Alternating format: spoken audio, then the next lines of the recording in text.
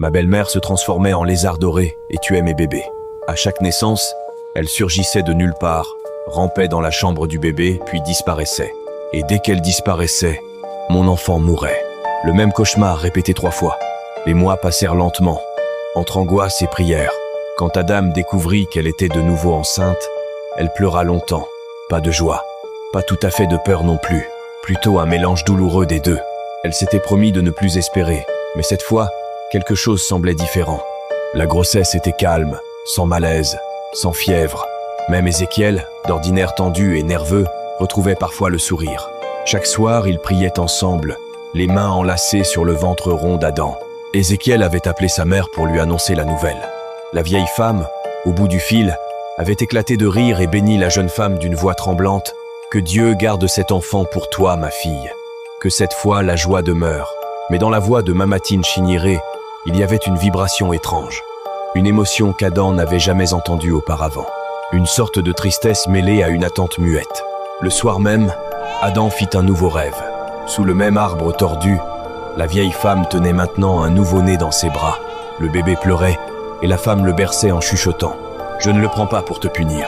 Je le prends parce qu'il est à moi. » Quand elle se réveilla, Adam hurla si fort qu'Ézéchiel bondit hors du lit. Mais elle ne parla pas du rêve. Pas cette fois. Elle avait compris qu'il ne la croirait plus. Les semaines suivantes furent étrangement paisibles. La veille de l'accouchement, Adam rêva encore. Mais cette fois, le grand arbre n'était plus là. À sa place, un champ vide, baigné de lumière. Elle y vit une silhouette d'enfant qui lui souriait avant de disparaître dans le vent. Le lendemain, à l'hôpital, elle donna naissance à un beau garçon, robuste et vif. Ézéchiel pleurait de joie. Les infirmières félicitaient le couple. « Regardez comme il est fort. Dieu vous a enfin béni. » Adam, épuisée mais rayonnante, sentit un espoir nouveau l'envahir. Tout s'était bien passé. Pas de complications, pas d'ombre au plafond. Peut être que le cauchemar était enfin terminé. Le soir, ils rentrèrent à la maison.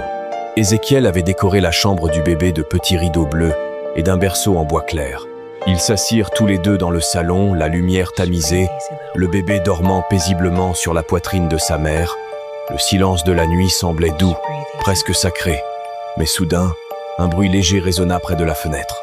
Un frottement sec contre le mur, comme une griffe minuscule. Adam leva la tête. Son cœur s'arrêta. Là, juste au-dessus du berceau, un lézard doré glissait lentement sur le mur. Sa peau brillait d'un éclat chaud sous la lumière de la lampe. Il s'arrêta, leva la tête et sembla regarder directement le bébé. Le bébé, Adam, cria Ézéchiel. Il est là encore. Ézéchiel bondit, saisit un balai et lança un coup rapide. Le lézard tomba, courut, tenta de se faufiler sous la porte. Ézéchiel le poursuivit, le bloqua avec son pied et d'un geste vif, tenta de l'écraser. Mais l'animal, rapide comme une flamme, se glissa derrière un pot de fleurs. Quand il le retrouva enfin, il le coinça avec un couvercle en plastique. Adam tremblait. Ne le tue pas. Pas encore. Regarde. Sur le sol, à l'endroit exact où le lézard s'était cogné, une petite écaille dorée brillait doucement. Adam la ramassa du bout des doigts, comme si elle tenait un fragment de malédiction. Cette nuit-là, ni elle ni Ézéchiel ne dormirent.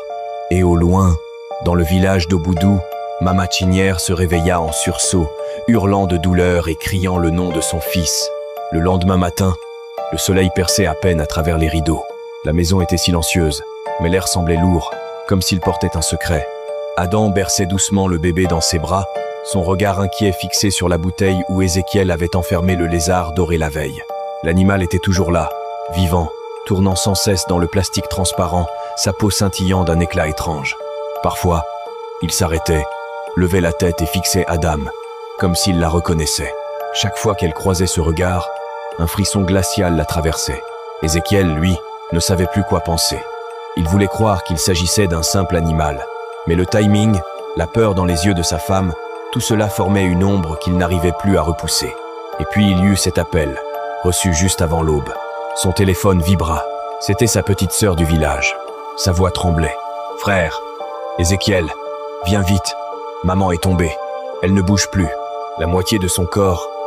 Elle parle bizarrement. » Ézéchiel se figea, les yeux écarquillés.